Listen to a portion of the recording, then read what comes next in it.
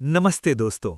आपने फिल्मों में देखा होगा सोने के सिक्कों और चमकती ईंटों से भरी हुई बड़ी बड़ी गुप्त तिजोरियां। लेकिन क्या आप जानते हैं कि असल जिंदगी में हमारे अपने देश भारत के पास भी ऐसा ही एक महाखजाना है। लगभग 800 टन से भी ज्यादा खालिस सोना। इतना सोना कि अगर इसे बेचा जाए तो दुनिया के कई छोटे देश खरीदे जा सकते हैं। ये सोना सरकारी तिजोरियों में बंद है। लेकिन आज एक बहुत बड़ा सवाल मेरे मन में आया और शायद आपके मन में भी आता होगा कि आखिर इस अरबों खरबों के खजाने का असली मालिक कौन है। क्या वो मौजूदा सरकार है? क्या वो आरबीआई की गवर्नर हैं? या फिर इस खजाने की चाबी असल में किसी और के पास होनी चाहिए?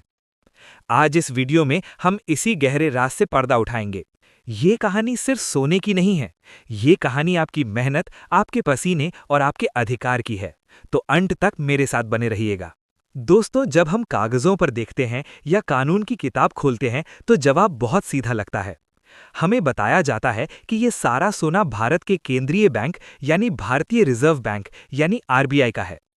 इस सोने का एक बड़ा हिस्सा भारत में नागपुर और मुंबई की बेहद सुरक्षित तिजोरियों में रखा है और बाकी हिस्सा सुरक्षा के लिए विदेशों में जैसे कि इंग्लैंड के बैंकों में रखा गया है। सरकार कहती है कि ये देश की संपत्ति है और इसका इस्तेमाल हमारे रुपए को मजबूत रखने के लिए और बुरे वक्त में जैसे 1991 के आर्थिक संकट में देश को बचाने के लिए किया जाता है। यहां तक तो बात समझ आती है कि कागजों पर मालिक आरबीआई या सरकार है। लेकिन ठहरिए, कहानी यहां खत्म नहीं होती। असली कहानी तो अब शुरू होती है। अब आप खुद से एक सवाल पूछिए, सरकार या आरबीआई कोई बिजनेस तो नहीं करते, वो कोई नौकरी तो नहीं करते, तो फिर उनके पास ये सोना खरीदने के लिए इतने अरबों रुपए आए कहां से? यहीं पर आता है असली सच। दोस्तों, ये सोना खरीदा गया है उस पैसे से जो इस देश के आम इंसानों ने कमाया है। जब हमारे देश का किसान अपना अनाज विदेश भेजता है, जब हमारा इंजीनियर सॉफ्टवेयर बनाकर दुनिया को देता है, तो देश में विदेशी मुद्रा यानी डॉलर आती है। आरबीआई उसी डॉलर से ये सोना खरीदता है। यानी मेहनत किसकी? किसान और इंजीनियर की। ये सोना खरीदा गया है आपके और मेरे टैक्स के पैसों से। जब एक मजदूर शाम को माचिस की डिब्बी खरीदता है तो वो उस पर भी टैक्स देता है। जब आप अपनी मेहनत की कमाई पर इनकम टैक्स भरते हैं तो वो सारा पैसा सरकार के खजाने में जाता है।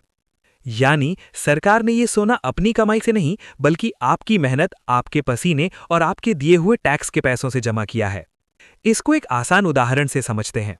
मान लीजिए एक परिवार है। उस परिवार में पिता पैसे कमाकर लाता है और उसे बैंक में एक फिक्स डिपॉजिट यानी एफडी के रूप में जमा कर देता है, ताकि अगर परिवार पर कभी मुसीबत आए तो वो पैसा काम आ सके।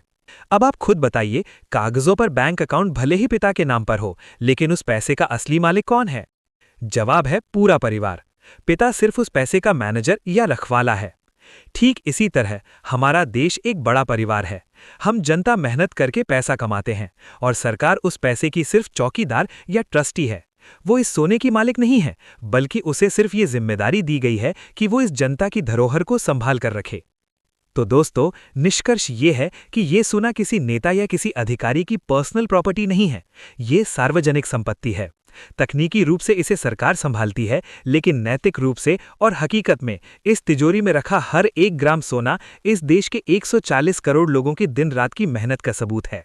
ये सोना आपकी आर्थिक सुरक्षा की गारंटी है। इसीलिए अगली बार जब आप देश के सोने के भंडार की खबर सुने तो गर्व महसूस करें, क्योंकि इसके असली मालिक आप ही हैं। आपका इस बारे में क्या सोचना है? क्या आपको लगता है कि सरकार इस सोने का सही इस्तेमाल कर रही है? मुझे कमेंट करके जरूर बताएं। अगर आपको ये जानकारी पसंद आई और आपको भारतीय होने पर गर्व महसूस हुआ तो इस वीडियो को लाइक करें और अपने दोस्तों के साथ शेयर जरूर करें। ऐसी ही गहरी और सच्ची कहानियों के लिए चैनल को सब्सक्राइब करना न भूलें। मिलते हैं अगले वीडियो में। जय हिंद।